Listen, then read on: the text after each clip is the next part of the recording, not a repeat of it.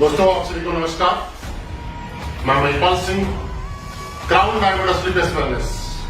दोस्तों आज आपको बताते हुए अत्यंत गर्वान्वित महसूस कर रहा हूं कि आने वाले 14 जून को ठीक 11 बजे संडे को मैं आप सभी के बीच लेके आ रहा हूं स्लीपलेस वेलनेस कंपनी के CEO and MD mister Sanjeev Kumar sir को आप लोगों के बीच।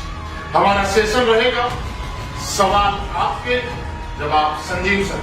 दोस्तों आप जो भी सवाल संजीव सर से पूछना चाहते हैं मेरे माध्यम से पूछ सकते हैं।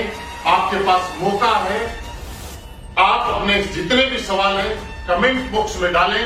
मैं आपके बिहाफ पे सारे के सारे सवाल, जिस भी तरह के सवाल हैं, कड़वे मीठे सवाल करने जा रहा हूं स्लीपलेस वेलनेस कंपनी के MD and CEO mister Sanjeev sir से।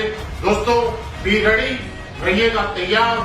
ठीक सारे काम छोड़ के हम मिलेंगे एक ही प्लेटफॉर्म पे ठीक 11 बजे 14 जून संडे के दिन।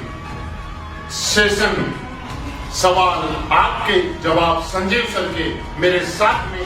Thank you very much.